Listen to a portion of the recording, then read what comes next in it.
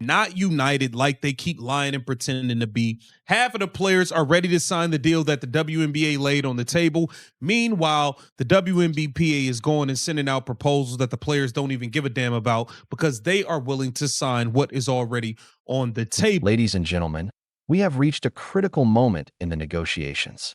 The discussions surrounding the future of the league have become deeply strained, and both sides appear far from agreement.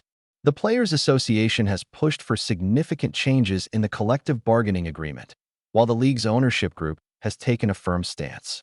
Over recent months, the union proposed substantial demands, including a larger share of revenue and structural adjustments to player compensation.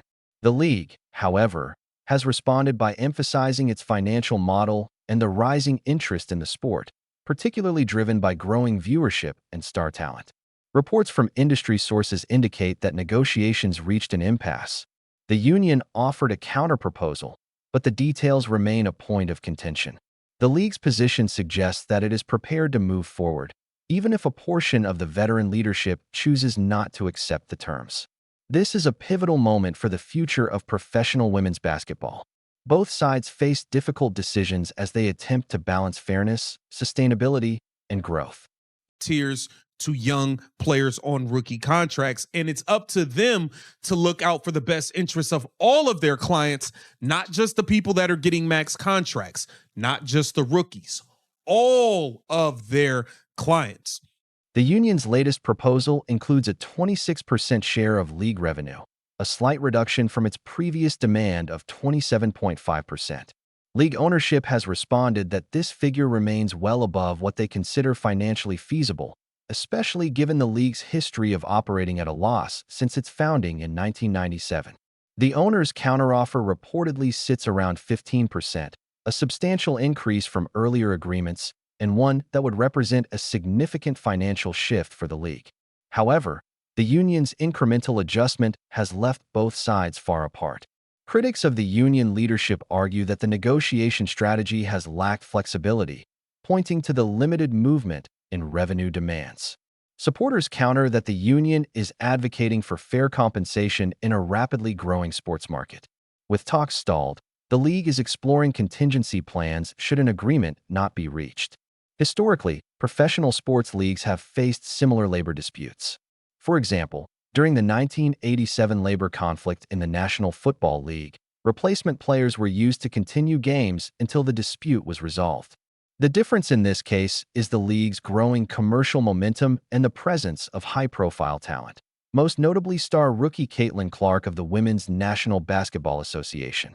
Her drawing power has significantly boosted television ratings and fan engagement, giving the league an asset it has never previously enjoyed at this scale. The coming weeks will determine whether the two sides can bridge their differences or whether a broader restructuring of the league's labor model becomes inevitable. Would be the drop dead date. It would take up until March 31st for the legal to get sorted out with the attorneys and everything for a contract to be signed March 30th. The union proposal includes a 26% share of league revenue, a modest adjustment from its previous position. League ownership has indicated that this figure remains significantly higher than what they believe is financially sustainable, particularly given the league's history of operating at a loss since its founding. The owner's counteroffer reportedly sits around 15%, which would still represent a meaningful increase in player revenue under the new agreement. However, the gap between the two sides remains substantial.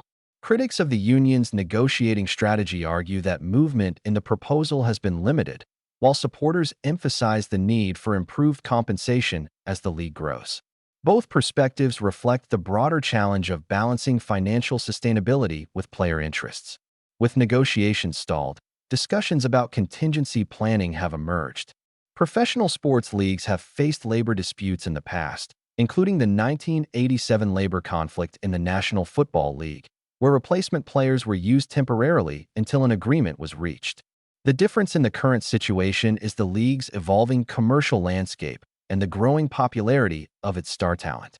Viewership has increased significantly, driven in part by rising interest in the sport and high-profile athletes such as Caitlin Clark of the Indiana Fever. Her presence has contributed to record engagement, highlighting the league's expanding audience. At the same time, the Players Association, the Women's National Basketball Players Association, WNBPA, argues that compensation should reflect the league's growth and commercial success. The challenge now is whether both sides can bridge their differences and reach a sustainable agreement. The coming weeks will be critical in determining the direction of negotiations and the future structure of the league's labor model. In Interview 4, one weakness in the union's leverage argument is the assumption that a strike would necessarily pressure the league's most prominent star. Even in the event of a work stoppage, the star player in question does not rely solely on her WNBA earnings.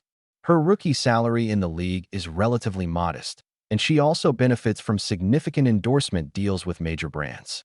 Endorsement partnerships and commercial opportunities outside of basketball generate substantial income, meaning a temporary disruption of the season would not eliminate her financial stability.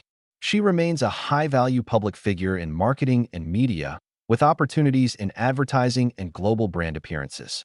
Even during periods without games, athletes at that level often pursue other professional engagements and promotional activities. Meanwhile, the league itself continues to navigate complex negotiations between ownership and the Players Association. The outcome will determine the structure of future agreements and the balance between competitive compensation and financial sustainability. The announcements, hey, this person's agreeing to terms with this team. This person's agreeing with that team. This person's agreeing with this team. All of those deals will become official on the 12th when free agency really